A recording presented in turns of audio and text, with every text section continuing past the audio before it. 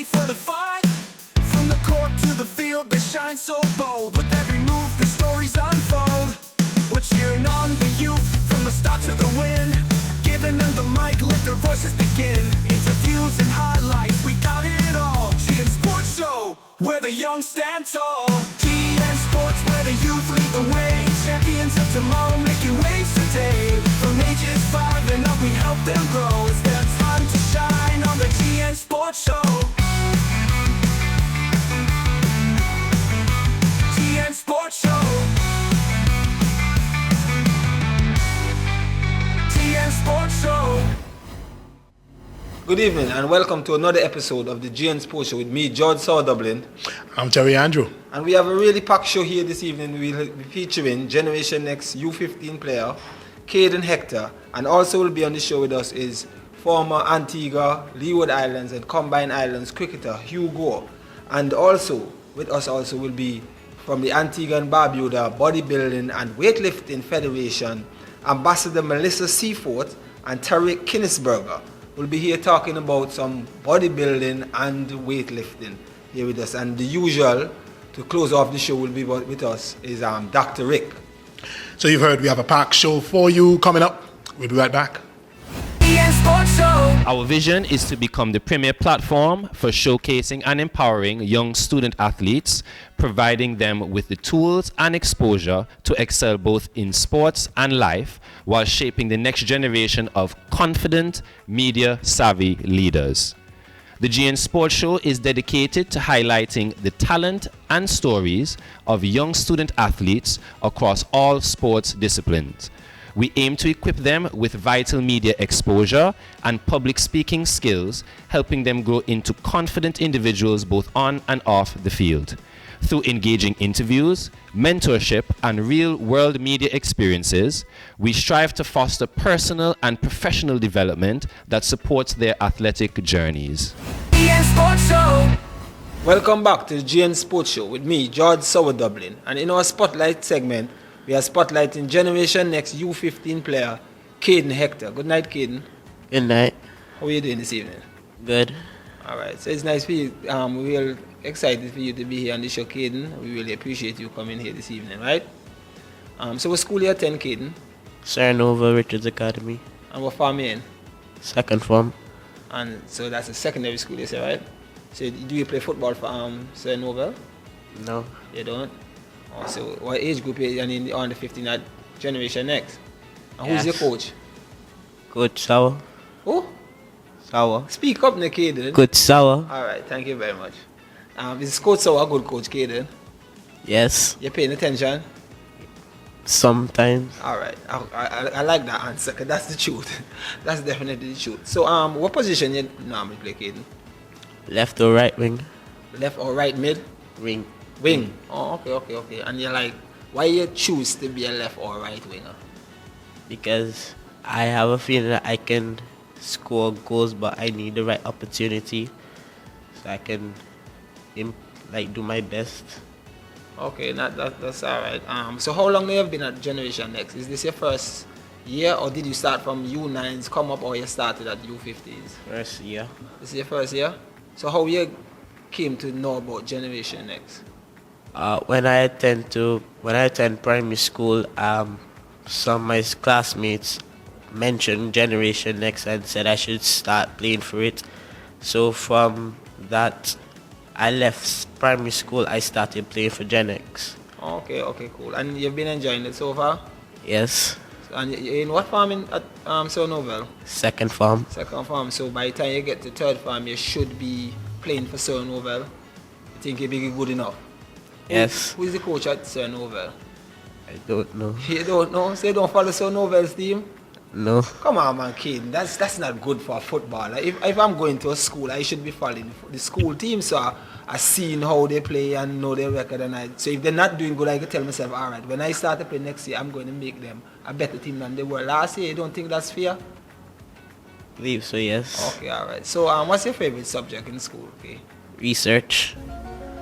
Is a subject near research? I stopped from school a long time, boy.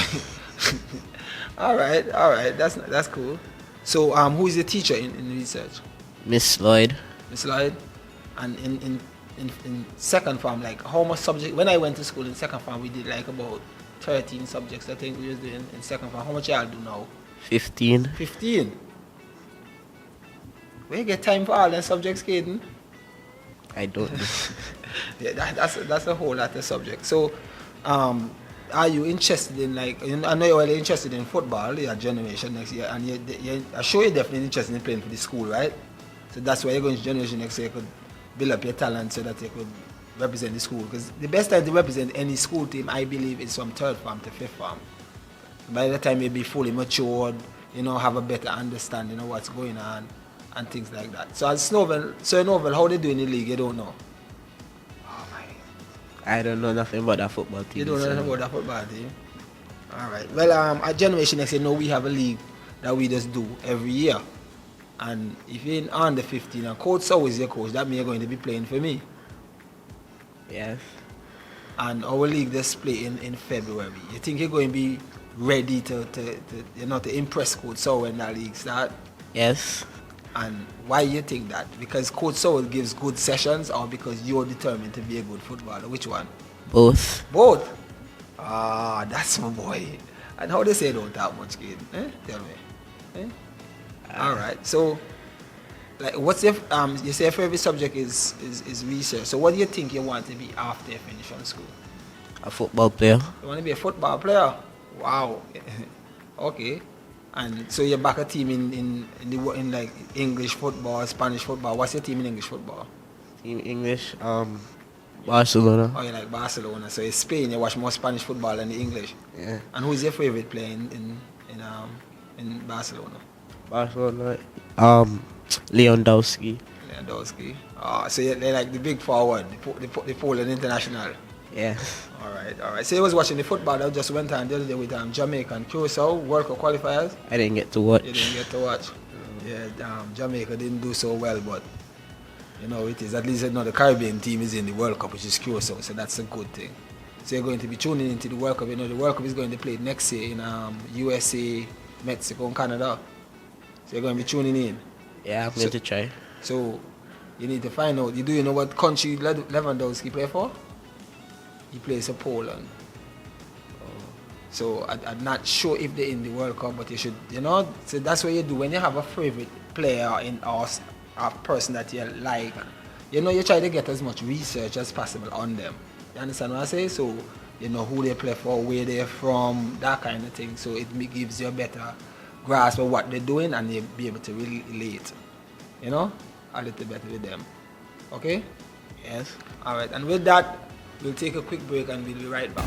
Sports Show. Welcome back. You're watching the GN Sports Show, and joining us here in studio is a great one. The first time I'm getting the honor to speak with him. I've heard a number of stories, the greats of West Indies cricket here in Antigua and Barbuda and the region. Respect this man is Mr. Hugh Gore, and he joins us for conversation. Thank you so much for joining us on the GN Sports Show, Mr. Gore. Yeah, thank you very much. All right. Always a joy. Let's start here.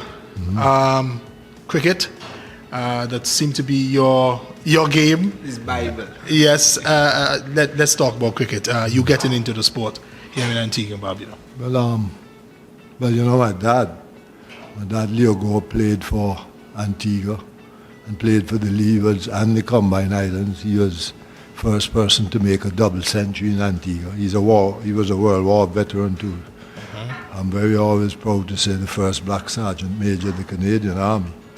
But he played for Antigua, Leewards and Combine, so I guess I could say I followed likewise. But I came from a cricketing family. Him and his three brothers played for Antigua, both cricket and football. And what was when I was 9 years old, I went to Mr. Davis School, Foundation Mix, very proud to say that, the greatest school in the world, primary school, bar none. Went to Miss Davis, and then one August Mom and Dad met together and sent me to Barbados to live with my aunt and uncle, Daddy's sister. And I went to primary school for 1 year, passed through the Lodge School. And then the other brothers in the house, they had 4 other boys, Uncle Ali and Aunt Sylvie's children, all went to Harrison College, so I was the only boy that there that went to Lodge, so I had to defend Lodge. But I was quite fortunate because at Lodge, I did the exam the second year, but I think I failed for purpose because I enjoyed it so much the first year. Actually, You wanted to stay? when I was inducted into the Hall of Fame this year, there's a guy that was there, came, gave me support. We have been friends for 62 years. We met on the second day of school, 1963. We have been friends for 62 years. But so then I was fortunate to have got coaching from Sir Charles Griffith, Sir Seymour Nurse. Sir Charles is still alive, Sir Seymour, God bless his soul, and Sir Everton Weeks, God bless his soul, and Seymour Nurse. So, although Bajans will say, you come to Barbados to learn cricket. No, I was playing cricket since I was a little boy here. But then I went on. I didn't play under 15 because I used to come home for carnival. But then I went and played for as a 16-year-old. I played in the under 20 West Indies youth tournament in Trinidad. I got the most wickets for Barbados, but I'm going to give you all a joke that's very interesting. My father came to watch me, and he always used to say, 1:30 cricket, which is first division cricket in Barbados, started at 1:30, but the under 21 would start at 11. If you understand where I'm coming from, that's what, 2.5 hours difference. And he used to say, you must do some more training and so because it's different. I didn't really worry with him, so went down to Guadalcara Park, slim, youngest man in the team against a strong Jamaica team, under 21, Lawrence. So I think they had about Basil Williams, all them who eventually played Test cricket. So I got 4 of the 6 wickets, so I'll never forget it. A big crowd at Guadalcara, so they put me in front to lead off the team. And I caught cramp and fell down. And all I heard from the pavilion, leave his ass. Let him crawl. That was my dad. That was the And as I say, after that, I played for Barbados youth team 3 years in succession, 69, 70, 71. Lot to be thankful for. I captain in trials, but I went back to Barbados in 72 now with the Combined Islands youth team. And we won the tournament. Well, that was a big thing for me because they put us to play first. There were 5 teams. We were coming in for the first leg. And we beat Barbados. Put us to play Barbados first, thinking Barbados would have beat us and got a good lead, but it didn't so happen. Then Wesall, who was managing Trinidad, said, big headlines in the paper, oh, the Leewards will stumble against Trinidad spin. We did stumble. We stumbled to 376 for 8 and gave them 2-1. So I don't know what he said about us not being able to play spin. So. Did he write an article? No, that's no. He The no, first that was article that was there going no, to but that stumble, no, but he yeah, didn't. he did. No, So he did he did a retract big the article? interview. Or he didn't? I don't. He may have retracted it, but I believe with the amount of blows he got, he wasn't thinking too straight after that. And then we played against Jamaica, and you see, this is what happened there. I got to be honest about this. Somebody had to play all the games straight. We had the newest team, and you won't believe this. When they had the presentation, there was only Tim and myself there to collect the trophy. Boy, and the Jamaican guys were going on bad, Mikey Holden and so, but some of them were saying, but where's the rest of the team? They said, well, they sent home the rest of the team because they said it would be more expensive to keep us there. How you more expensive when we closer to Barbados and Jamaica and Guyana. But I knew these things, so. And then I came back home and I came back. I left school in 71 and came back home for a year. I went back to community college. They said I was going to play for 2 teams. I didn't go to them. I went to Spartan. And I came back. I forgot to tell you all this. What was very frightening. As much as I'd played before crowds, I came home in 1970 to play trials. Just turned 17, so flight was late. So my dad came to pick me up, but he told them at the Rising Sun ground that I'm going to be a bit late because of the flight. So he came for me, driving over Hospital Hill so you can see the cricket ground. So I see all this big crowd and so, So I said, Dad, what? That's a lot of people there. He said, a lot of people there, you can let them down. It's you that come to see. Because I had played youth cricket for Barbados and had made a name for myself, So Okay, That's so how it was. yeah, so that's so your upbringing happened mostly in Barbados. Yeah, well, with that part, but as I said, I've been one of the fortunate people in life, eh? When you have two moms and two dads, and two families, we are like brothers and sisters. I've just been fortunate, and I had to say so at the induction. I have a lot to thank God for. So just quickly, Mr. Gore, Combine Island. So I'm young now, so I'm saying this. I know Antigua, Leeward Islands, West Indies. I hear you speak a lot about the Combine Islands. Yeah, Combine Islands was the 4 islands in the Windwards and the 4 islands in the Leewards. You have Leeward Islands, Right, Stonebridge, you have right, Windward right, Islands. right. So what you actually had to do a lot, you would play for Rising Sun, then you get into the Antigua team, then you go and play trials to make the Leewards team. If you're good enough, you go to play for Combine Islands. I was kind of fortunate when I got on because Grace and Chillingford had broken down, and Norbert Phillip, and that was my first match against Barbados. When we beat them, first time in 20 years, I think they were losing. I got 3-3, 6 wickets, but that's what Combine Islands is all about. And my father actually played for the first Combine Islands team that went to Guyana. Okay, so Combine, so it's according to a ranking tier, so it's Antigua, then Leewards, and then Combine Islands. Yeah. And Or then, even Rising Sun. so you go from Combine Islands to West Indies, if you think, if you but do now we're well. going from Leewards to West Indies. Yeah, because they've separated us. It used to be the Combine Islands, and then they separated us. So Leewards played by themselves, and Windwards played by themselves. There's no more Combine Islands. Oh, so the Combine Islands It was was broken Leewards up. and West Windward and Leeward broke and up, Windwards yeah, together. broke up, Okay. Combine was both of them together. And- Because then you had to play Leewards versus Windwards trials, to make the Combine Island side. So you think back then with that system, would made cricket a bit more competitive, or we Oh yeah, got but you had competitive, yes, very much more so. I mean, when you look at, I don't even know. So do you think that system would work in this day and age? Or Well, I can it tell wouldn't you- be necessary Well, to use it that way? I guess with Leewards and Windwards you give more people opportunity. Okay, all right, But I can give you all a little joke, I speak only of cricket knowledge and cricket. Yep. I was planning to open a school for dunce cricketers. And you wouldn't believe it's already full and a lot more people want to come. So you because plan to open that school A school, recently? yeah, for dunce cricketers. And it's already full. I had to turn down people. Listen. No, let me tell. No, don't laugh. Listen, Go ahead, don't go laugh. ahead, Let's go get ahead. to the serious side, Go ahead, okay? go Not about Can't be serious education. about that. There could be you laugh. There may be a lot more brighter than I was. I wasn't know what I mean? But just think of it. This is what's killing West Indies cricket. First of all, your attitude, your discipline. That's needed. Then again, a lot of these youngsters, they don't think the game. You look when we play the good sides. We go and play Zimbabwe, Bangladesh. We go and play the stronger sides. We last 3 days. Am I right? Test matches go 3 days most of the time. Yep. Why you think? The other teams know mentally we are going to break down.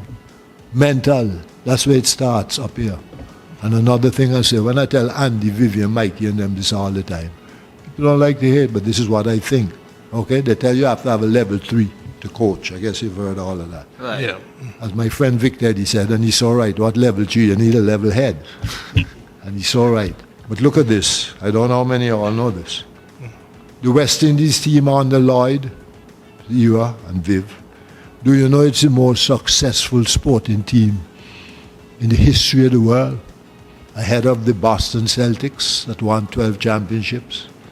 I think it's the Montreal Canadiens with ice hockey who won 8.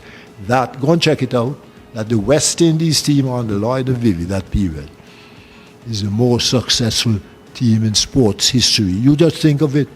Just think of it. I'm not a cricket person, right? So I can't really. So that era of Lloyd and Vivi was between what span of years? I would think that Lloyd started captaining in when? 73, right down to 80. Whenever, but when you think of it, okay, look at football. Right. Brazil, which is the only team I back. Yeah, I know that early. You don't back Antigua? Back here. I've watched football in Antigua for 23 years. I didn't ask you But that. I asked you to back Antigua. I just don't tell you. I back them when they play in US. I've been there now. When Antigua playing, I go and watch. You understand where I'm coming from? I go and watch on Antigua, but I haven't watched football. I don't want you to get me wrong. I love football. But you check it. Brazil has won 5 World Cups. Right. But how so? West Indies had dominated cricket for 15 years straight.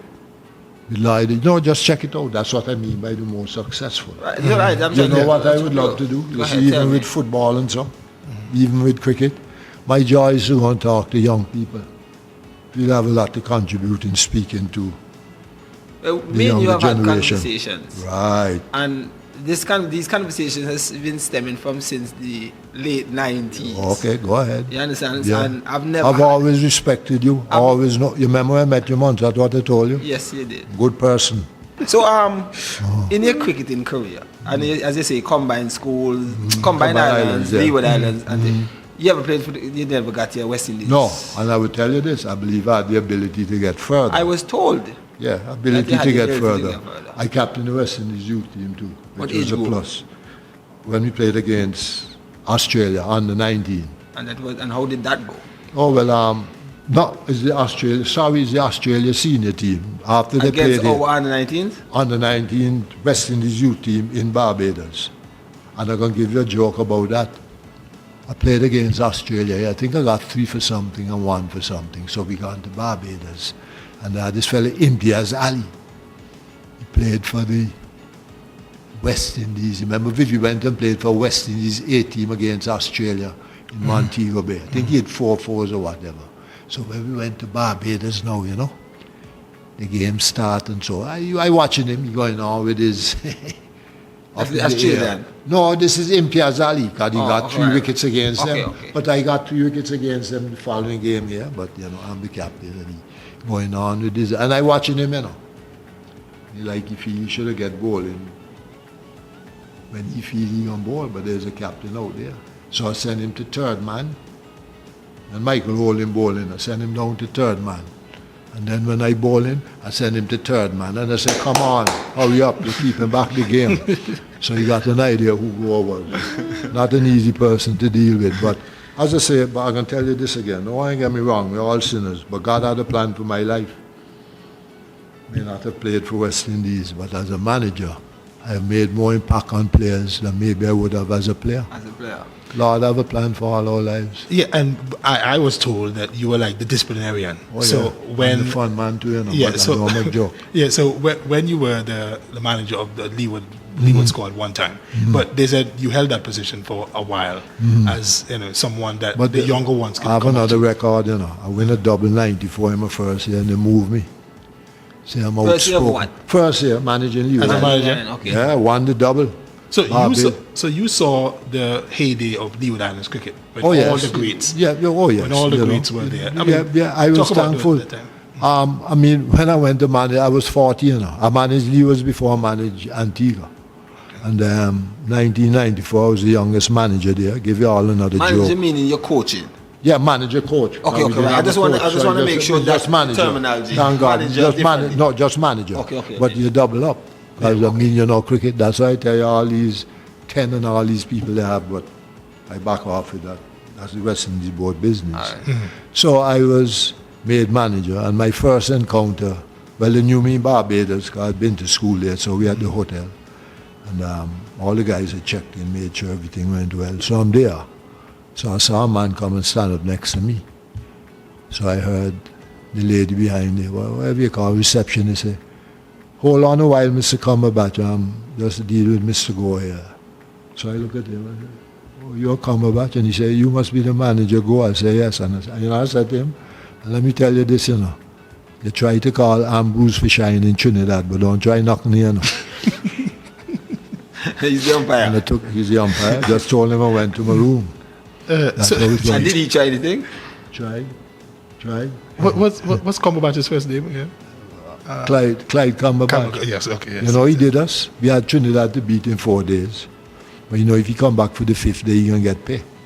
So he didn't give a LBW decision. But it's not fun. I could write a book, man. You could write a book. So, as the manager of Leewards, what role you held as No, well, in charge. in the West Indies? Did you, other than manager, did you manage the West Indies No, cricket team? turned it down twice. Turned it down twice. Yeah. And did you Have hold no any role regrets. there in the West Indies? No, You said I did wouldn't- nothing in the West I would Indies not. setup? No, well, I mean, I talk to West Indies players, and so when I say I'm on, me and guys talk all the time. I remember Nixon McLean, you owe me 100 years up, you know. Or when I spoke to him in Anguilla. Can I No, ask what you owe you for? I can tell you what you owe me for. We beat them in Anguilla, and the manager, to Junior Murray, asked me to come and speak to the Windwards team. We had a good, strong team, you know. Windwards. Had Ambrose and so. And Ambrose, Richardson, Benji and Atherton were leaving. So he asked me to come and speak to the Windwards. I felt honoured. And I called Nixon McLean aside when I was finished. I said, if you keep up what I'm seeing here, you'll one day make West Indies team. Made it the next year. And all that impressed me about me. Him came to the ground before the team. The liaison officer would bring him. When they were leaving, he would still stay back and run. You know, you're just watching the guy's attitude. Right. And he made the team the next year. But the 100 years, he must worth about 10,000 Rangers. So, and I have this question. This was nowhere around here. But they say when Saviv, that time, he just started getting into the West Indies team. And Antiguans would pack recreation grounds. If you're late and Vivi out early, people don't want about to go to the recreation ground again. Well, I had a partner coming up High Street. I think Vivi was 100 or something, not out. And when he turned the corner by Long Street, he had more hours in there. He just turned back and went back to work. Okay, come Vivi out. But how you know it's Vivi out? No, but Vivi was thinking you can't tell. For all the nights and somebody tell you Vivi out. So You know, there's another thing with cricket. When they were in St. Kitts with the town hall meeting, which was very interesting. Cameron, went to the the former president. WSCB. Okay. And I don't know if you all have realized this or not this. They don't have cricket commentary anymore. You used to have cricket commentary at all the games, you remember that? I don't mean just, I talk about Leeward Islands Leeward cricket. When St. Kitts played Nevis, we could hear commentary. So, The broadcasting world has kind of changed so much now. No, they move everything to YouTube right now. So Yeah, they're moving I away from the agree. radio. Yeah, right. But what I'm saying is, but you had the old people, and this is what Right. Victor said. The old man that is going up into the thing to look after his vegetables or his fruit trees. What y'all want him to do? Plug in the computer to a mango tree? You don't even know about the computer. Yes. It's the truth. It's the truth. We are forgetting the elderly when it comes to this cricket. It's a great joy. We are forgetting them. So when I was, you know, as you say, football is my thing, and I worked for a very good friend of yours, God rest his soul, Mr. Winston Phoenix. Oh gosh, the Right. king man. That's what we call And one another. I tell you, if it wasn't for him, me to get jail and so on. I mean, I'm terrible. When I say jail, jokingly, give great advisor, knowledgeable. Never you take Phoenix for granted. He was as good with those from the ghetto to you could take him to Buckingham Palace eating. Phoenix was highly intelligent, highly, and could speak. But back to the conversation I used to have with Phoenix and so, and he told me like that you went. Did you play cricket in England? Yeah, I went. I broke down. I wanted to come home and say. I had a problem with my groin. Yeah, the problem. Yeah, never got better. But you see, that's the other thing. I was able to talk to youth while I was up there and so. But that was a very thing and experience. Then a man wrote a very racist thing in the thing about me being one of the worst and so. But I knew the guy, he didn't surprise me. But he didn't know. I wanted to come home. But then again, I stayed and played the John Player League and we came second. I had another friend there who's my great friend, Giorgano Bueno, since being in Barbados and so. He was at Somerset too, but they were with West Indies. But great experience. Well, I'd gone to England 75. And one time it was sprinkling, the little rain. And I walking off the field, but I noticed nobody moving. If you notice in England, they tell you, even if it's not drizzling heavy, just a little thing, you stay on. But it's a great experience. It's a great experience, but our youngsters are not learning from all this. Look at all these games we have lost. We lost New Zealand 3-1 when we should have won it. Hope alone standing up and batting. Because all the games have been close, but whether you like it or not, they're in the last column. Don't tell me about improve. Being edged. Improve when you see W. Well, I've been talked to throughout my career by people giving me, advice into how to go. But I was hardworking. I was disciplined. I knew what time I had to get there and all these kind of things. And it's 3 people ever speak to me that stuck with me. You, Pat White, and Felix. Great man. 3 people has always great told me, men. listen, and the first time I met Pat White and I haven't been in, he told me, I've heard so much about you, and that was late. It's the first time he came by Happens Pass to give a speech. Yep. And that is the first time he ever met in person. He said, listen, I hear I am Phoenix so now. proud of you, right? And I felt like a kid in a candy shop when he said that to me. But just Hugo, it was a pleasure having you thank here with us. When I read the lineup and saw you on the lineup, I got here at Mr. 5:45. I said, I will come tonight. So I'm very thankful. You may not see me again for 2 years, but that's only a joke. I'm more than willing to come back. I am here with you now, so if you don't come for 2 years, I'm not worried. Well respected Hugo around cricketing circles around the world. Thank you for that. Of course, we'll have more to come right here on GN Sports Show. We'll be right back. GN Sports Show. Welcome back to the GN Sports Show.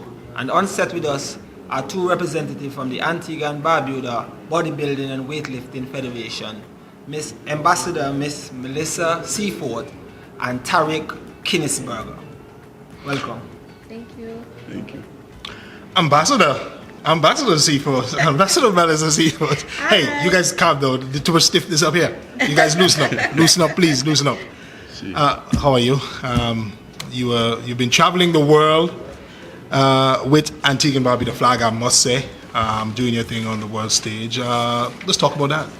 Yes, I don't go anywhere without it. I make sure I walk with my flag everywhere because I'm very proud to represent Antigua and Barbuda. Awesome. Yeah, so I am tired. I've been traveling quite a bit. I did 2 European circuits this year. I made my first outing in Luxembourg, where I placed outside of the top 10, not surprisingly so. I went out and competed at probably 80% readiness, but I just wanted to get the ball rolling, push myself.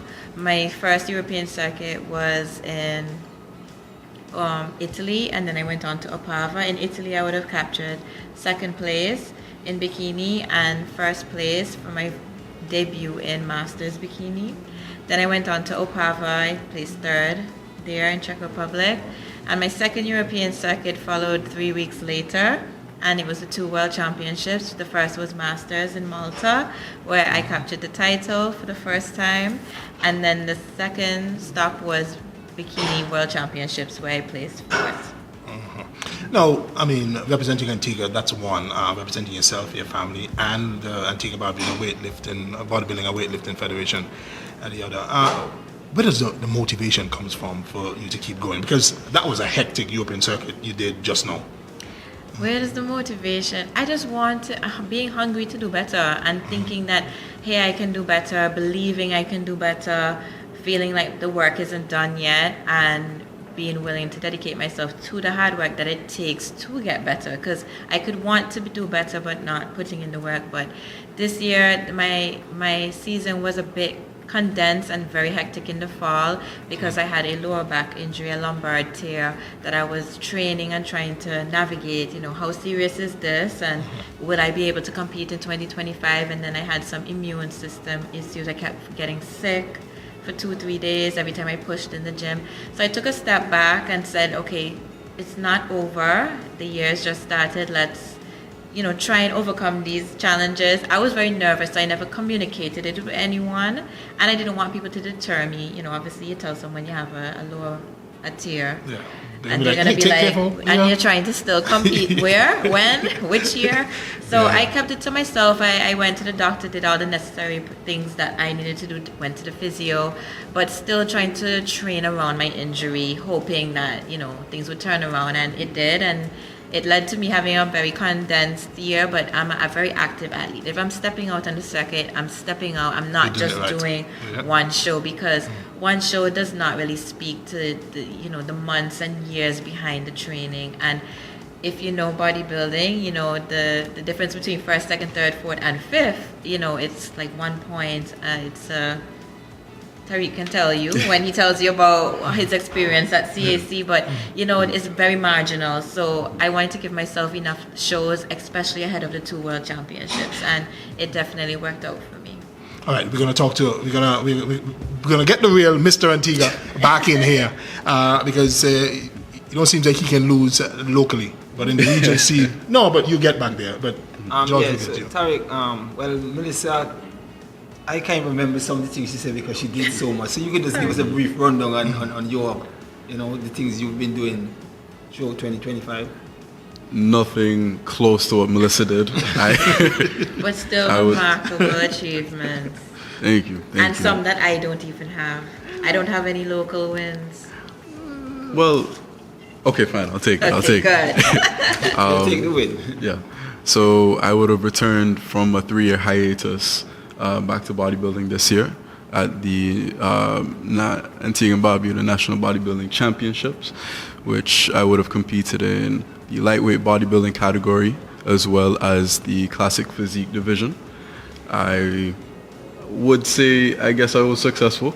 Well, from the records, he was very successful. It's not like I would say you was. You went home with trophies, isn't it? Melissa would say 6. Afterwards, I would have been selected to join the Caribbean and Central American Championship team. That was myself along with, I think, maybe 4 or 5 other amazing athletes. All of us would have done tremendously well. Myself, I would have competed in the classic bodybuilding division, the classic physique division, as well as the lightweight bodybuilding division across a weekend. I would have seen some amazing athletes across Central America and the Caribbean. I think Antiguan athletes are spectacular and phenomenal. But having seen that, I know that we as a country, even if we're amazing, I think we can push a little bit better because those guys and those women over there are remarkable. I think it's an opportunity I'd love for more of us to get to see. But yeah, I had a terrific time. I would have placed 5th, 4th, and 2nd in that Intercontinental Championship. And locally, I think the only thing I saw was gold. Well, for me, I say it's always good to want to get to the top, and what you get at home is always not really the highest margin. You have to go out and see what's out there to really assess yourself. You know what I'm saying? Because I've been in sport and I don't really judge myself on how I perform here. I always judge myself on how I perform against international teams and international players. And so I'm saying, so what you're saying there makes a whole lot of sense. Is us not saying, I've won in Antigua. If you go out and win on the highest stage, then we know we're accomplishing something.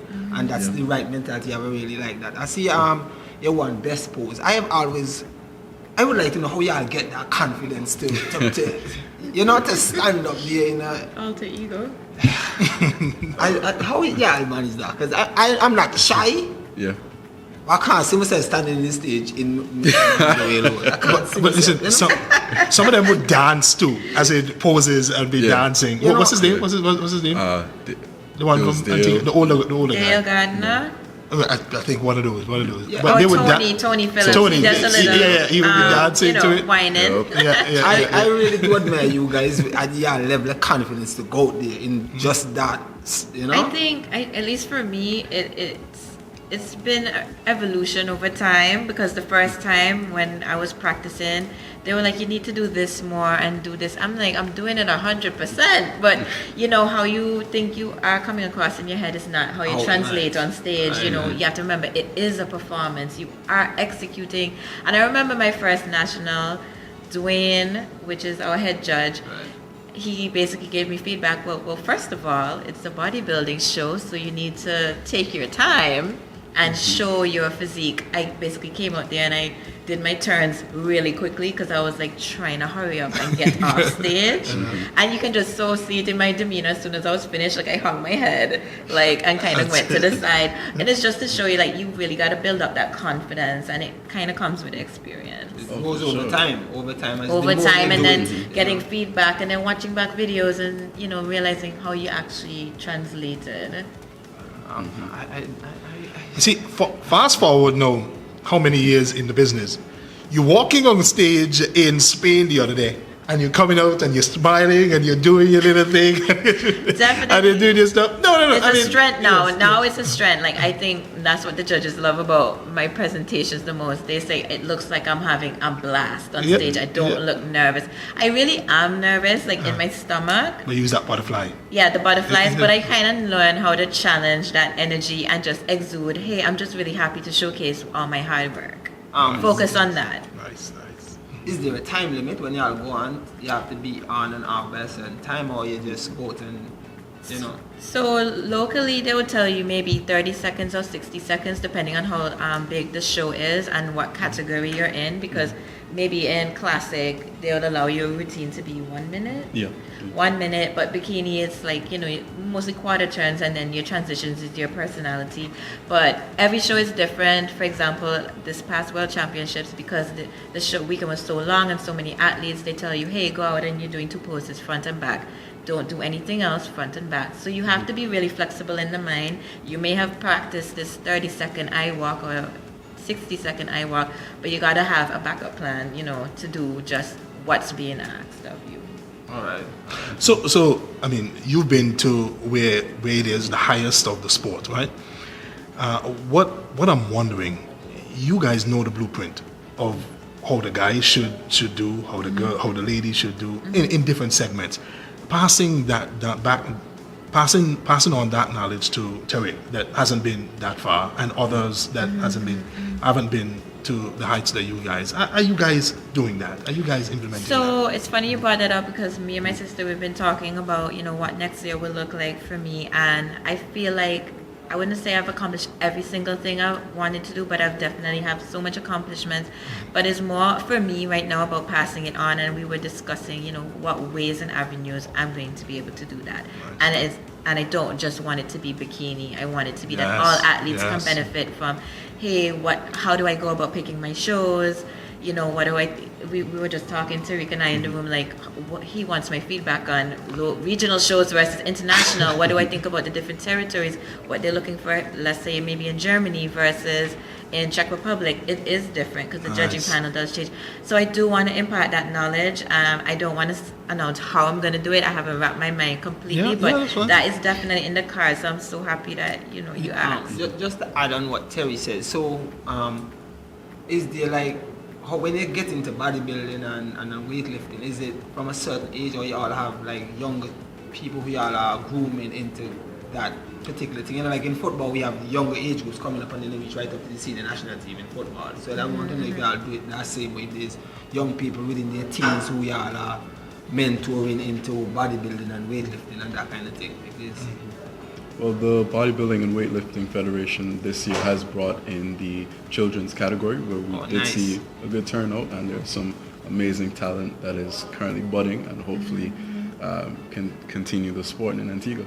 All right, but not the lifting side, but No. the Children's fitness, so more okay. like, you know, flipping, back flipping, but it's bringing out that fitness focus in the children. So I think Madam President would have mentioned Marvin Richards that she wants to get into the schools. I don't think she got into the schools the way she really wanted to this year, but I'm sure it's in the cards for next year. But to speak to your point, we're recognizing that we need to target more the younger generation, because, for example, my first time stepping on stage was at 26.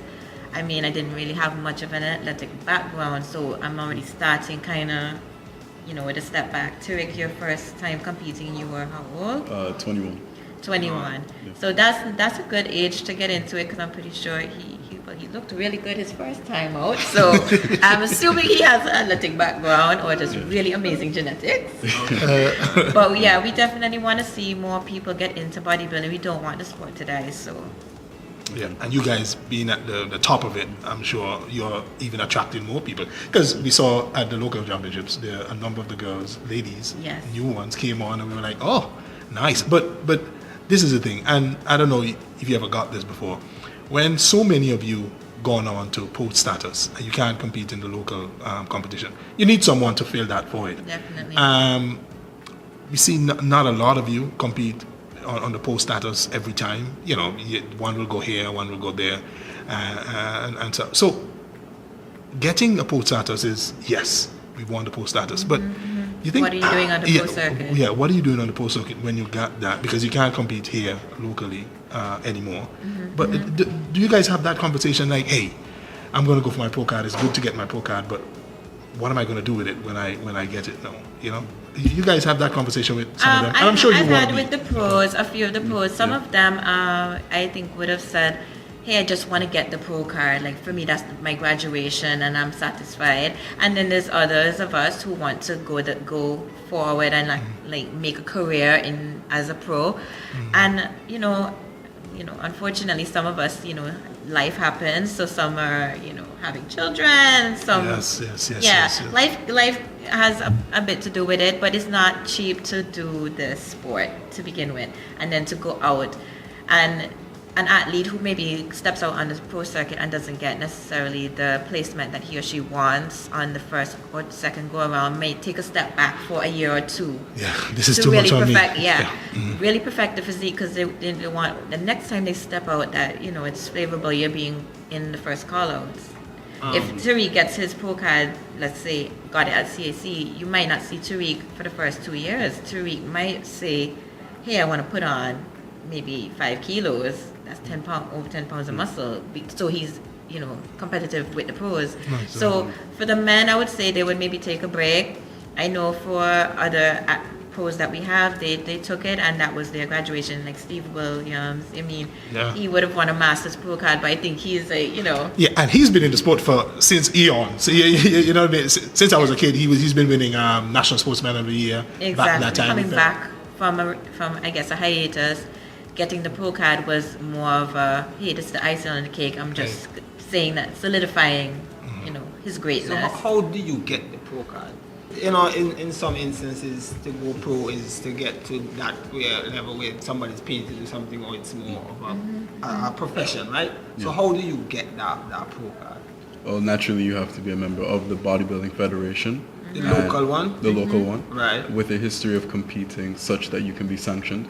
Because, yes, you may perceive yourself to have the quality it takes to become a pro, but at this point now you're not just representing yourself, you're representing the nation. So you have to get permission from the local federation, and once you're granted that, then you can proceed to go to a pro qualifier. So that would be a competition that issues pro cards, because not all of them will. And once you win it out, it potentially is yours. Once you've demonstrated the ability to transcend to the next tier. Oh, okay. So can you go for a pro card if you haven't won any local competition? Is there a criteria, or so you can't just but you just have to be competing to show that you're a member of the association and you're active in this sport? Yes, so part of the sanctioning part of the sanctioning process would also be the federation's leadership evaluating you to see if you would even be ready for the competition that you would like to participate in, because you could have won in Antigua, but then for the competition that you're seeking to participate in, you're perhaps not within the first or even second call-outs based on the head judge's feedback. We have an international judge by the name of Dwayne, and fellow other judges down here who are capable of evaluating you to the T. So you would have to get the permission for sure. All right, no problem. Can you get bigger? I wish. No, definitely. But it will take some time. Okay. The way I approach bodybuilding is being as strategic as possible. So I may not have the largest frame. I was probably maybe like 115 pounds for most of my life. 115 or so, yeah. 115. 1.5, you say, right? You see my wrist? Hey, I am tiny. Listen. Sit down home for 5 years, you see. You get big like me. So from 115 to what now? I try to cruise somewhere between 180 to 200. Okay, because I was an athlete once, and they tried to get me bigger, because based on the sport I played and the position I played, in some coaches' eyes, I wasn't big enough. In my eyes, which position was this? I was a defender. Oh, okay. So they wanted you to be... So they wanted me to be like Terry size, tall like... I couldn't get a taller, but they wanted me to be a bit more, muscular. But I always thought that if I'm getting the job done, I don't think I need to be any bigger, right? But for some, some coaches might just take me as I am, and some won't. And they tried all kind of thing, and I ain't gaining a pound. I weigh 150 pounds my whole life, 40 something years now. Well, Gaining weight is hard. yeah. To be frank, the way I treated it was more so like a science. Okay. Because I knew all my life I did not have the biggest frame, but I think part of that is also hubris because I have to prove it to myself. I can't go through life assuming that I can't get to X weight or I can't put on X amount of muscle. So that means sitting up 3 o'clock in the morning, learning what is the science behind building muscle, what are the mechanisms necessary for me to grow muscle adequately, you know, be speaking with my friends who are in medical school, you know, them teaching me things, speaking with judges in bodybuilding or even just traditional coaches of any type, you know. And I think once you've compiled a healthy amount of knowledge and you study your body, because what works for this person, what works within a case study may not apply to you, and then you compile all of that over the course of years, rework your strategy, and then you'll just slowly see some changes. You could probably gain maybe 10 pounds of muscle within 3 years or 2 years, and then adjust your strategy, and that 5 pounds that you add on next looks completely different. Well, your strategy is working remarkably. I you did well. Whatever the way in which you went No, he about was it, phenomenal. it's working for you, most definitely. Thank You know you. what I'm saying? All right, Ambassador Melissa Seaforth, the inspiration. I like saying ambassador for some reason. Ambassador Melissa Seaforth, the inspiration, because I've seen on your social media, you have countless of those international ones that you compete with, and those across the region. You said the other day that some of the region athletes look up to those in Antigua because you guys are always in the Definitely. top 3 when it comes to world championships.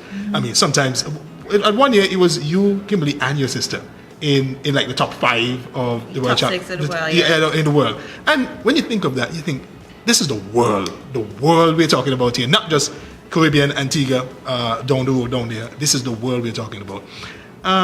Does that sink in that, you know, you're one of the top athletes in the world in bikini fitness? Did that ever, you know, or when it does, what does it make you feel?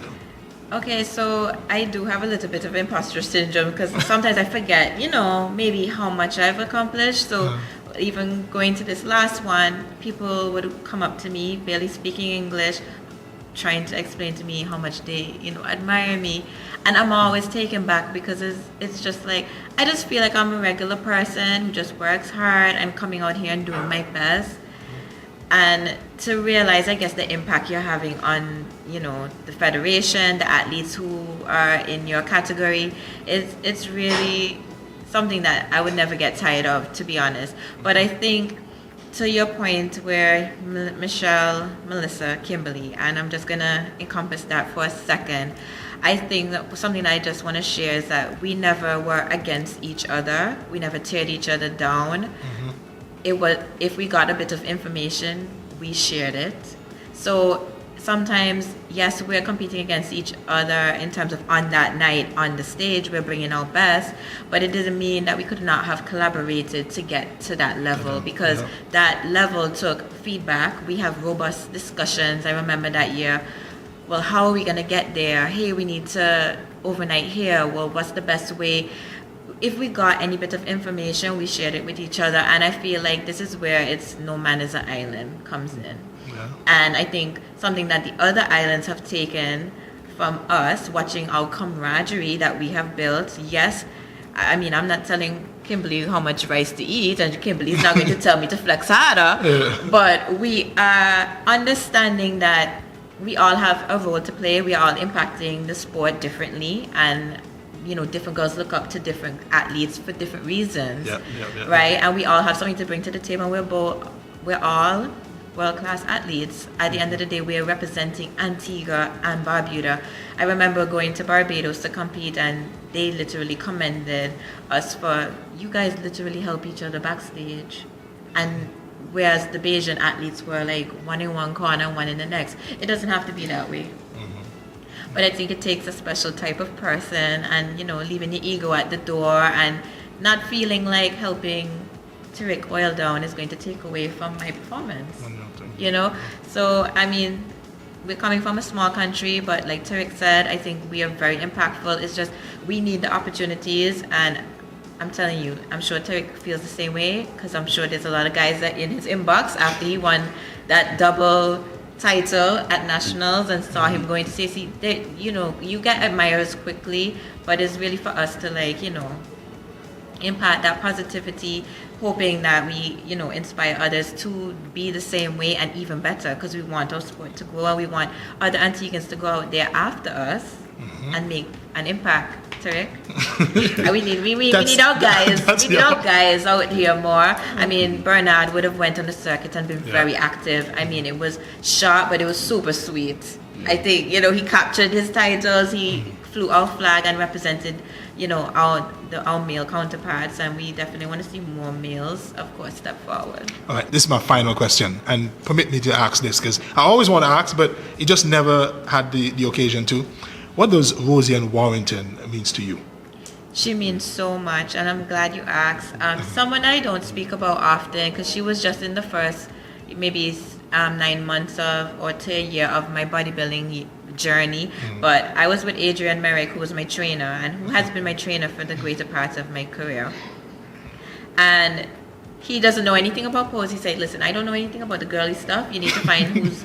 And Rosianne was the only one. I would have actually attended. I so wanted to learn as well. I attended Rosianne's last pro show, and it was in St. Louis. So, you know, it was great supporting her, but she has also helped me a lot with, you know, hey, this is how you pose. This is, maybe pick this bikini color. So she means a lot. She was our very first, and while she's with the other league, she will always be very special to bodybuilding, not just to me, but to bodybuilding. You know, she paved the way. Yeah, I remember her being the first pro that she is the first, and you can imagine back then, you know, pro cards were very hard to come by. It wasn't as many opportunities, and she would have captured it at CAC. I later came as the second female to capture it at CAC. So come for 360, I mean, we've had conversations about it, and it's just amazing to see how one athlete can impact another. So we're hoping this domino effect. Yes, and that's why I asked, because I mean, when she came to she's not active now, but her legacy will always live on. She's our very first. Yep. Now they have like how many? She like showed 13, us it was possible. 13 or 14. No, we have like 20 something. I don't want to call the wrong number. 20 something. Oh, see, I was behind. Well, I would just like to thank both of you for being here on the show, and I could say for myself, I'm very proud of both y'all for representing the country the way in which y'all have been doing so far, and I wish y'all all the best, and hope y'all could continue to, you know, keep Antigua at the top of the podium, and, you know, encourage young ones to come through, and, you know, to, as you say, it's a domino effect, to continue the legacy, and, you know, that we could continue to build in bodybuilding and weightlifting. I'm going to talk to the producer, because we're going to need a round of applause for when we finish. Round of applause for when we finish talking to greats that walk through our studio. So we're going to add that. Right, producer? And with that, we'll take a quick break and we'll be right back. We would like to thank the sponsors of Generation Next: Fruta, Antigua Masonry Products, Citizenship by Investment Unit, ACT, Flow, Island Photo, and Francis Trading Agency. Welcome back to the GN Sports Show, and on set with us is our regular Dr. Rick is back here, and we're going to be talking about kids and their hormones and how their hormones protect them from sports-related injuries. So, Doc. Yes. What's on your mind? So what my mind today is, I think we should talk about hormones in kids. What do parents need to know about the kids, their kids and hormones when they're in sports, when they're in youth sports, how they can get injured, and how the hormone levels play into that? Because, you know, kids, when they're growing, the hormones are changing all the time.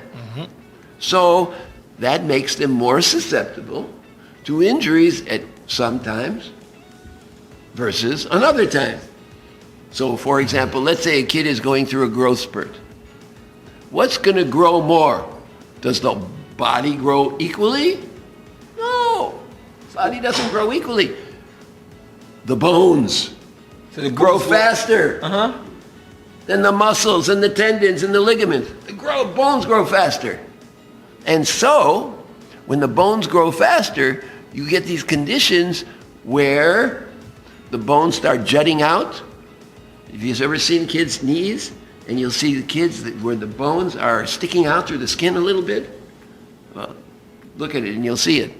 Especially kids who do sports like basketball and running, and where they're using their legs a lot. Mm-hmm. So the bones then are under a lot of stress, and they put the muscles and tendons on a lot of stress. They can make the tendons very lax. You know what lax means? Loose. Yep. Right. And now, what do you think? If the tendons and ligaments that hold the bones, hold the muscles together, hold the whole unit together are a little bit lax, hey, they turn an ankle, they turn a knee, start swelling, and as this happens chronically, they have continuous injuries from this. All right, well, growing up, personal experience here, growing up, we're talking about 9, 10, 11, 12 between there. You think you can run through a wall and nothing happens. Exactly. And I don't know if that's the same thing. It's definitely the same. You feel like you can do a lot of... You're invincible. You think that nothing is going to hurt you. Yeah. That's why we have to have this discussion with the parents. So injuries, you don't think about injuries at that time. Right. But you're saying that they you're happen. susceptible to injuries. They happen, and the kids hide the injuries. Did you notice that kids don't want to, they want to keep playing. Yeah. So they won't tell the parents that something's hurting. You see? And until it gets really bad. And then they go to the doctor. And even doctors sometimes are not aware of all the things that are going on when a kid is growing. So what's the women? Let's talk about the girls. So we tend to think about the boys. Right. But the girls are a little bit more at risk during their puberty, when they start their menstrual cycles. Right. Now they have estrogen going up in the beginning of the menstrual cycle, right? And staying up, and then at the end going down. And when that estrogen is high, it loosens the tendons and ligaments. So they are more susceptible to injuries just like that at that time. Now let's take a boy who's going through puberty. Right. He now has a lot of that male sex hormone known as testosterone. Right. Now that does the opposite, is what I said before. I said before A couple of that weeks the ago, bone. yes. No, I mean just today. Oh, okay. Just today. Just to stay up to date. I remember you told us about the we did difference talk between about male it. and female Yes, and the exactly. hormones and the... We did talk about that. But now I'm talking about that the bones grow faster than the muscles and the tendons. You see? But now during a growth spurt in a boy who's got a lot of testosterone, the muscles grow faster and put strain on the bones. And there's a place in the bones called the growth plate. And that growth plate can get injured, and then the kid could really have problems growing. So there's a lot of stuff that can go on there. Well, identifying that early as a parent is what you're saying. Yes, parents have to be aware of it. Mm-hmm. So they ask the kids the questions. Are you in pain? Where's the pain? Take them to the doctor, right? Not just cover it all over with, let's say, paracetamol. Okay. And whatever. Although sometimes you do need paracetamol. Sometimes these things are minor. But the parents have to be educated a little bit. Right. Don't you think the parents need to be educated so they know when should they take the kid to the doctor? And I can't answer that question because that's an individual basis. You got to know your kid. So, Doc, as you said earlier or just now, when females are going through their menstrual cycle, Yep. They are more successful too. So, do you think that during that period that they shouldn't be training, or it should be more? No, less I think that would strenuous? I think that's going too far. No, that's going too far. They You should just be have to able be to- aware. You just have to be aware that it could happen. Okay. So you catch it at the right time and you don't overdo it and overburden, overtrain and all that kind of stuff. Okay. Yeah, no, I think, no. It's all right to still train. But Yes. I think that we go too far if we say, oh, be careful, you're in the menstrual cycle and you can't train. No, now, sometimes that's I not do train girls. I just want to be Oh. a bit aware of the things that I can and can't do, because sometimes for us, if a boy comes and say, oh, coach, my belly hurt me, boy, just tough it out and let's go. But, rubs and you know what I'm does it. saying? But with Yes. the girl now, Yes. you can't really go to that route, and what I'm saying. Yes, So, exactly. And again, depending on where they are in that menstrual cycle, which you will never know usually, let's face it, because it happens every month, and the estrogen, that female sex hormone, starts very low when they have their bleeding period, the bleeding period called menstruation. When that happens, then their estrogen is very low, but then it goes up and up and up and up, and around the middle of the cycle, it peaks. And then it comes down a little, but it still stays high, and those are the times when those tendons and those ligaments are getting loose.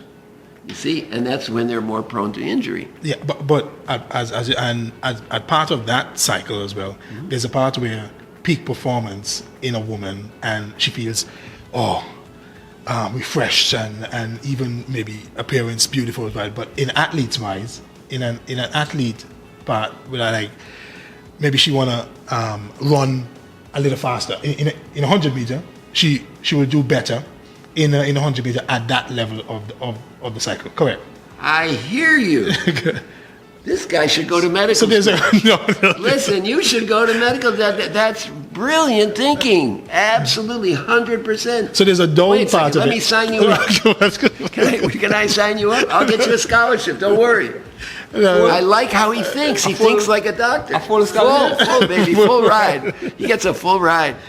Now, I like how you think. Yes, exactly. So here's the deal. When that estrogen goes up in a female, their testosterone, the male sex hormone, goes up too. Why? Because there's a little male and female in all of us. Huh? Yes, brother. You heard it here. Anybody who doesn't understand that, you heard it here. It's very biblical, isn't it? Yeah. We're not that much different, but the level of hormones is different. So the point is, males, so when the male goes into puberty, before puberty, his female sex hormone, estrogen, and his male sex hormone, testosterone, are both low. But now at puberty, his testosterone goes up 10 times. But his estrogen goes up maybe 1 time or 2 times. Well, it goes up a little, not much, but you still have that huge difference. In the female, it's just the opposite.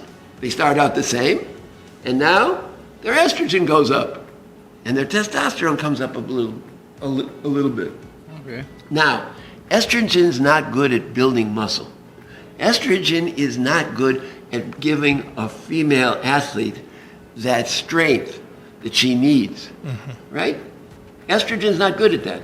But the little bit of testosterone, the little bit of the male sex hormone that she has, does that for her. So, as I said, during the menstrual cycle, estrogen is going up. But where does the estrogen come from? Now you're going to have, this is your introduction to biochemistry. Yeah, go so on. Get ready for you're going to be in the next semester medical class, I guarantee you. Now what happens is, to get the estrogen, you have to have the testosterone first. So in other words, estrogen, the female sex hormone, is made from the male sex hormone. Without the male sex hormone, you don't get female sex hormone. Now, isn't that biblical? Where did Adam, there you go. Yeah. In the story of creation. It's called Genesis. I have no It's Bible. called the Garden of Eden. Yep. You see, you didn't know I was a spiritual person, did you? I don't have no Bible, so I skipped that class. You just guys can call me Rabbi. It's okay. Anyway, yeah. So the story is that Eve was made from the what? Rib of Adam. So the male sex hormone, testosterone, has got to be on board to make the female sex hormone, estrogen. So you see how life works? Very interesting that some of these stories we hear about may have some interesting implications Good sport. for real life. Sorry, I thought you So were finished. that now the testosterone is going up with the estrogen. So at that time where those tendons and ligaments might be lax, she may feel like she can run through the wall, that she can do everything. So she's going to be pushing herself more because that testosterone is giving her that extra energy. You see? Now in the male, with in the boys, when they're in puberty, with the tendons, they don't have so much of a problem because tendons tend to be stronger and stiffer in them because they have low levels of estrogen. It's the estrogen that makes the tendons a little bit lax. Okay. You see? But their testosterone is keeping them going, so they don't have as much of a problem as a female would have. So what do we do about all of this? Well, you tell us now. Well, proper rest and recovery is going to go a long way to protecting against this kind of thing. Because when you get the injury and the tendons and ligaments are lax, they take on water. It's called edema. You heard of edema? I've heard that. Yeah, edema means tissue water. So they take on water. And when they take on water, they really get weak. They really get weak. So ice, you heard that ice is the mainstay of, That's a quick- yeah. But So- anyway, yes. So that's the story. The edema, the fluid, the inflammation. So that's where your ice comes in. Sometimes you have to give anti-inflammatories, like that ibuprofen and whatever for a short period of time. That's okay as long as it's not prolonged, you know, and follow the advice of your pediatrician. You know, all of that is good. Let's go to some of these sports injuries that we see here, since we're talking about the knee injury. All right.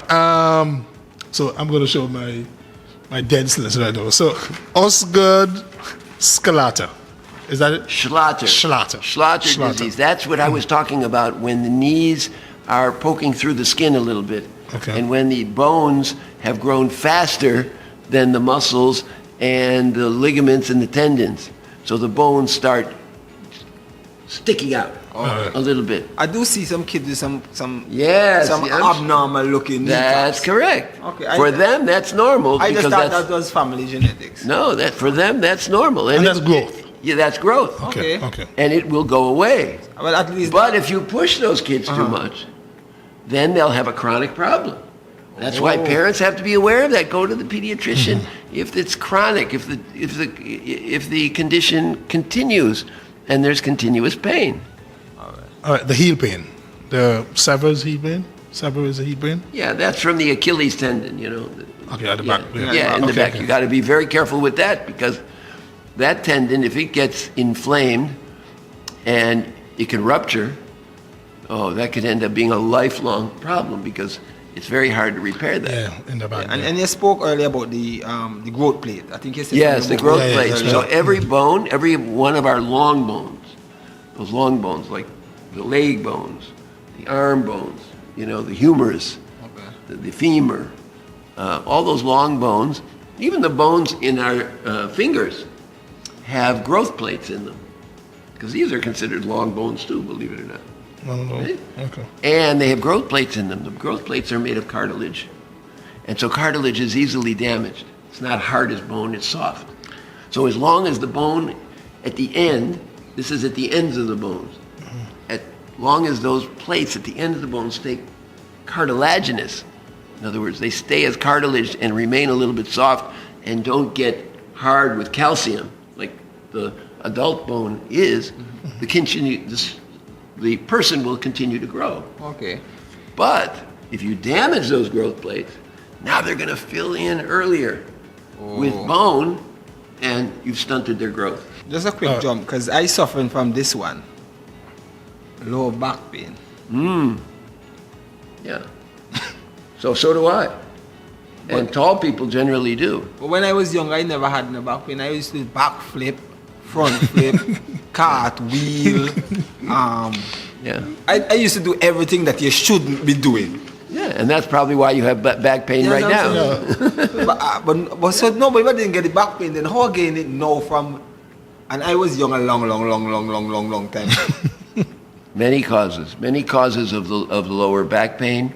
It could be from the vertebrae, your spine, right? You might have a little curvature in the spine back there, and it's putting stress on the muscles. Remember we said, Right. when the bones grow, Overcompensate. when the bones grow faster than the muscles, or the muscles grow faster than the bones, there's a disconnect there. There's an imbalance. Right. You might have had that imbalance, and now you have some permanent changes there that are going to be very difficult to bring back unless you, let's say, do some specific exercise for it. But everybody has slightly different problems with the lower back. Like I said, some of it is muscular, some of it is bony. You got to get a good evaluation. You got to get X-rays. You got to get MRIs, and it's very, very difficult. I was taught knees have something to do with the back as well. Well, sure, yes, because your knees are in series with your back.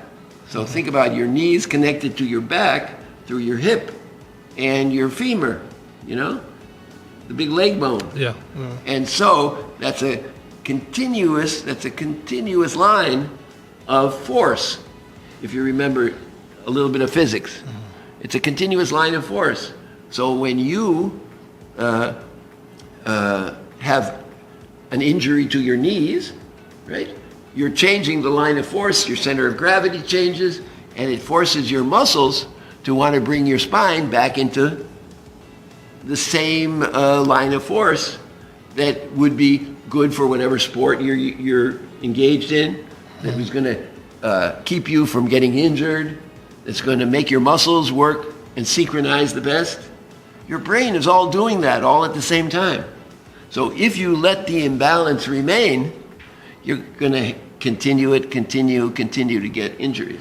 And that's what happens with lower back. Yep, sir. Okay. All right. So, what's the major hormone that matters in kids' sports? So the hormones we were talking about were the estrogen and the testosterone. All right. We also have growth hormone that's playing a role. And so what can parents do about this? Not a lot. You can't do much about the hormones. The whole idea of me bringing the discussion of hormones here is to make them realize that as kids go through growth spurts and through different stages in their lives, the hormone balance changes, which makes them more and less susceptible to these injuries. To injuries. That's all. Okay. So we can't do much about their hormones unless they have a hormonal problem. They go to a doctor and they say, oh, your son or daughter isn't making enough estrogen or isn't making enough testosterone or isn't making enough growth hormone. And that's stunting their growth. Well, we can do something about that. A parent with the naked eye don't just No. see that. No, you don't see that. No, absolutely not. Absolutely not. So, okay. So these things what we've been talking about over the weeks, and a lot of it has been involving parents being more In tune. in tune and more more active in the going about of the child and the development of the child. But in the Caribbean, we don't have that parent involvement to these kind of things per se. Yeah, so as he's trying to say, our mom or dad would want us to run down there, make sure we kick it across so somebody score, get back, do it again. Right. If we are a goalkeeper, our mom and dad want us to fly over there and save the goals. Yeah, and our team win. And if you get fouled and the ref didn't and the official didn't see it, mom and dad are going to be out on the field, or they're going to be hollering and saying, what the heck is going on? Why did you I understand. So that's their part of involvement. Yeah, of course. That's what all parents are involved in. Most parents are like that, yes. And parents, to an extent, are living vicariously through their children, aren't they? Yes. They're saying, oh, I want the kid to be able to do what I did, or in their mind what they thought they did, but they never did it, so okay, they're making up for it. So we know how that works. It's a little bit dangerous. I mean, a little bit of that is healthy because the parent is more involved, but if it gets out of hand, then they're going to overlook. They're going to overlook the pain. They're going to overlook the injury. They're going to let the kid do what? Hide it. In fact, the kid is going to want to hide it from them because they're going to say, oh, I'm going to disappoint my mom. I'm going to disappoint my dad. Yeah, and then the parent will come to Coach Sauer. Coach, why George ain't playing today? Exactly. In that sense. And Okay. are you going to say George is injured? He didn't tell you? Yeah. And then she said, no, George didn't say nothing. Yeah, exactly. And then they say no. Or they might say to you, George is not injured. What are you talking about? Put him in there. Isn't that could happen? That happened quite a few times. There you go. So, Doc, would you be open to coming and talking to parents about stuff like this? Of course, I would love to. But I thought that's what this show is for, so that's good. Hope they'll listen. But for those people who don't watch YouTube, those people who miss these kind of things, yeah, we could have some sessions. Yeah. We could have some sessions. Definitely. In fact, we will in the future. I'll bring some people on that know more than I know. Believe me. I know that's hard to believe. No, I know that's hard to believe that anybody can know more than me. But I do have people who know more than me about some of these things. All right, there's something here that we need to talk about. Uh-oh. Yeah, there's something. I'm scared. No. You're scared. No, in young men, because, I mean, we were young men at some point. I'm still a young man. What are you talking about? Oh, no. Those that are... At least mentally, I'm a young man. Yeah. You see? It's called immaturity. So those that are, you have your little girlfriends here, your little girlfriend there, and you're getting into adult things with your, how much romance? impact? Are you talking about romance? Yeah. How much impact Birds does that? and the bees? Yes. How much impact does that have on a young man, a 16-year-old or a 17-year-old? So yes, I consider that perfectly healthy. Perfectly healthy. But what do we have to do? Educate them. Educate them about the dangers of going too far.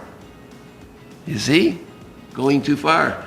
About being too obsessed with a girlfriend, or too obsessed with a boyfriend where you ignore your schoolwork, you ignore your sports, you ignore taking care of yourself. When it gets like that, then you have to seek help from the pediatrician, from the doctor, from a counselor, from a psychologist.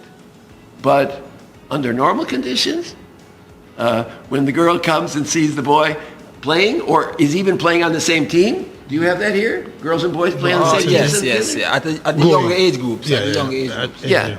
Well, I don't think we go girls and boys after 13. On the U13s is the highest. So let's say the girlfriend comes and watches the boy play, and now he's showing off for the girl.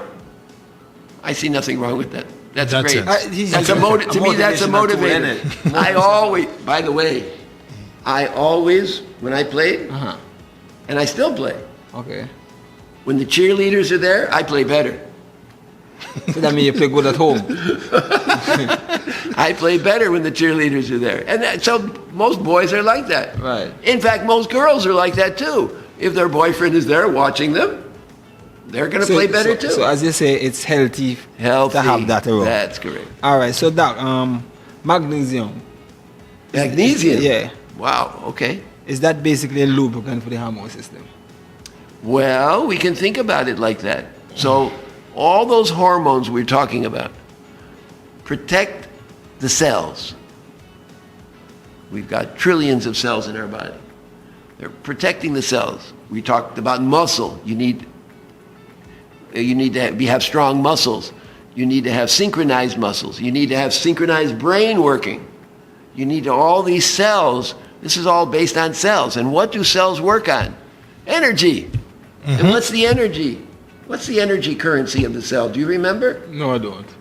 Estrogen or testosterone? No? Okay. I missed You heard that of class. ATP? No, you were here. We've talked about it many times. ATP. Remember ATP? Yes. ATP, that's the energy of the cells. So all the hormones we're talking about protect the ATP of the cells. That's their major overarching. They have a lot of different effects, but their overarching function is to protect the ATP of the cells. And we don't get ATP without magnesium. Oh. So that's where magnesium comes in. So ATP means this chemical called adenosine with 3 phosphorus groups on it. Triphosphate. ATP stands for triphosphate. Well, you only have 2 phosphates, which is low energy. Unless you have magnesium that allows that molecule to put the 3rd phosphate on there. You'll only have ADP, which is low energy. So to get the ATP you need, did you ever put STP in your gas tank? You never heard? Yeah. It's enhance like the enhance the ignition. Yeah. That's right. It boosts the energy. The little thing in the red bottle. That's correct. The thing in the red bottle. It's called STP. Well, here we're talking about ATP. ATP now in the cell allows the cell to do all the things it needs to do: grow, develop, contract, relax, All those things are dependent upon having enough energy. So when a person runs out of energy, there's many causes of this, but one of the causes could be they are not having their ATP protected because they may not have enough magnesium, or the hormones may not be working properly. And here's the trick, and a lot of doctors don't realize this. Your blood levels of your hormones don't always tell you what's going on inside the cells. So just because the hormone level of your blood is low, right, doesn't mean the hormone level inside the cell is low, right? You could have normal hormone levels in your blood, and that's what by the way, you realize in medicine, we never go inside the cells. It's too difficult. You know, we don't have the technology for looking inside the cells. Okay. We have technology for putting a needle in your arm and pulling blood out. Right. And we analyze everything from the blood, which is outside of the cells. So, when those cells are fatigued, those muscles are weak, could it be because of low magnesium? Yes, but that would be magnesium in the cell. So many doctors will say, oh, let me measure the kid's magnesium, or let me measure your magnesium. But they're measuring it in the blood. And in the blood, it's normal. How do you know it's low in the cell? Well, you don't know. That's where a good doctor has got to realize that the blood level of magnesium that's normal doesn't necessarily mean it's normal in the cell. It might be low in the cell, and that's why you have the fatigue. Now, what do people do? That's why people take vitamins. You know, I take magnesium every day. I was just about to tell you that if the body doesn't generate enough, there are pills that you can. That's correct. So all of your multivitamins that you give to kids, they have magnesium in them, or they should, and you can take extra magnesium. And this goes for a lot of different chemicals, not just magnesium. We're just picking on magnesium now because it has a big role in hormone balance.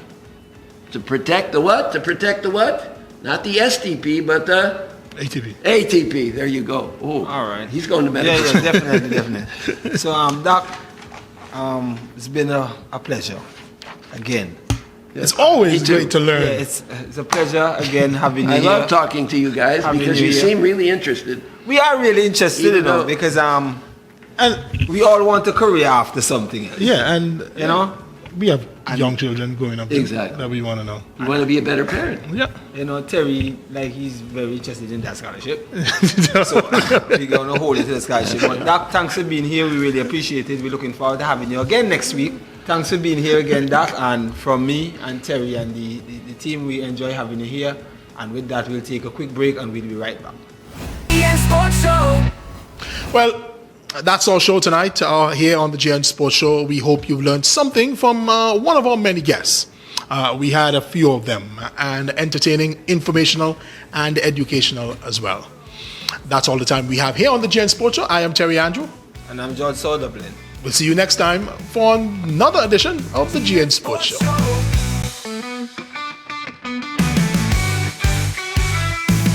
Interviews, insights, dreams taking flight. We show them how to handle the spotlight, preparing them for the journey ahead, building confidence, the words left unsaid. From the grassroots to the national scene, young athletes chasing every dream. In every game there's a story to tell. GN Sports Show, we know them well. GN Sports, where the youth lead the way. Champions of tomorrow making waves today. From ages 5 and up, we help them grow. It's their time to shine on the GN Sports Show.